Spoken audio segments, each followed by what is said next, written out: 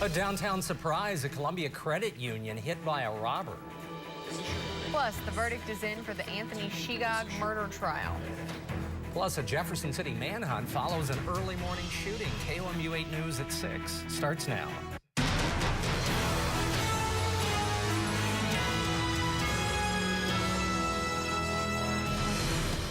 After a two-day trial, the jury in the murder trial of Anthony Shigog delivers a guilty verdict. Good evening, everyone. I'm Jim Reek. And I'm Brittany Pieper. Shigog was accused of fatally stabbing Walter Leger outside of Hickman High School last October. KOMU 8's Nick Commissar is live at the Boone County Courthouse with reaction from the prosecution. The prosecution's job was clear. Prove that Anthony Shigog is the person responsible in the stabbing death of Walter Leger in October of last year. After hours of testimony and questioning, the jury determined that the prosecution did just that.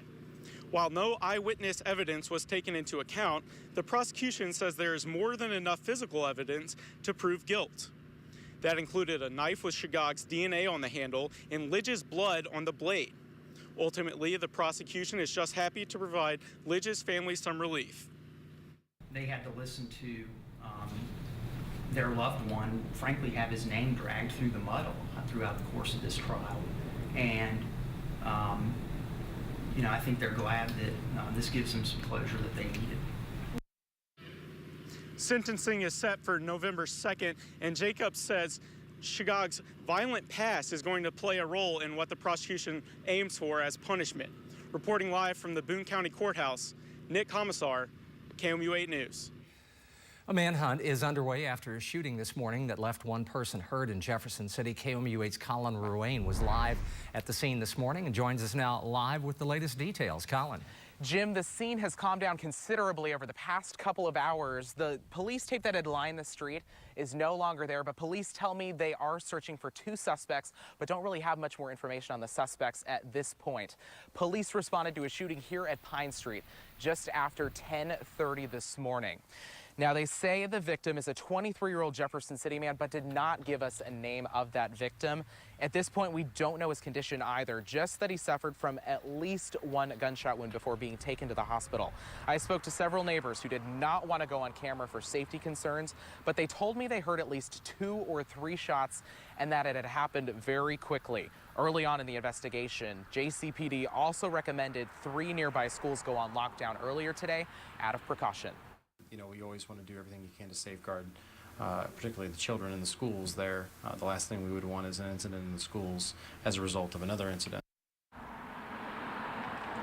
Captain Shoemaker, who you just saw there, also told me police found a handgun in the area and believe it was used in today's shooting. Again, the investigation remains ongoing at this point. If you have any information that could lead police to the suspects or just give police more information, you're asked to call Jefferson City Police, or if you'd like to remain anonymous, call Crime Stoppers. We'll have those numbers up on KOMU.com.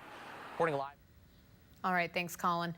The Columbia Police Department responded to a robbery at the Columbia Credit Union on Walnut Street this morning. Just before 11 o'clock, police say a man entered into the bank and made it clear he intended to rob the place. Officers say they're not sure if he used a weapon.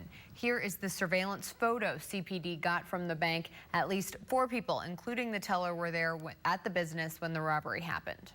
The suspect then fled the business on foot in an eastbound direction on Walnut Street. There were no reported injuries. There was no property damage. CPD is working with nearby businesses to get surveillance video to help find the suspect. A cyber crimes task force investigation results in the arrest of a Jefferson City volunteer wrestling coach. Matthew Fry of Centertown is charged with felony harassment involving juveniles. Fry is accused of communicating with 2 14-year-old females by Facebook. He's being held on a $25,000 bond. A new year with a new plan and new higher costs. Open enrollment for 2016 healthcare plans start next month, and a new report may have some rethinking their Medicare plans. Healthcare consultant Avalier Health found that many Medicare Part D plans, which handle prescription drugs, will reach their highest premiums ever in 2016. One Medicare user says she'll have to give up other things in order to put her health first, something the Columbia Senior Center director says many people will face. They're either going to have to make the choice of paying for their medication or eating, or paying some of their utility bills. They can't do both. we see that a lot with our seniors here.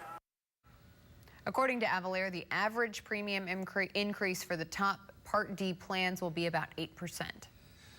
University of Missouri researchers have discovered a new way of predicting disease in premature babies. More than 400,000 premature babies are affected by the disease. It has a 50% death rate and sometimes requires surgery. While the research team has not found a specific cure, they have found something to reduce the chances. Breastfeeding certainly may diminish the intensity of the disease or even prevent it. Researchers noticed symptoms when the babies were 2 to 3 weeks old. It certainly felt like fall out there today. Kenton's here with more on how long this cool weather will last.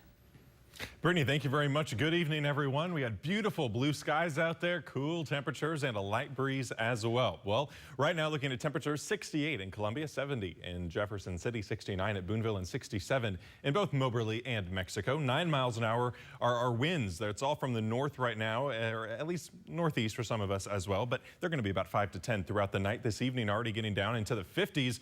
And if, would you believe it, we're going to be in the middle 40s by sunrise tomorrow. Grab a jacket with you as you head out the door. 68 for a high temperature. Might still need it as you head back home as well. Plenty of sunshine throughout the day. But what about the next 8 days for us? We could see some more rain and cooler temperatures as well. I'll break it all down after the break. Kenton, thank you very much. Cover your ears. This is something you don't want to hear. There is a pumpkin shortage. We'll talk about that coming up, but also how a Columbia school is helping refugee students adapt to life here in the U.S. Never be surprised by the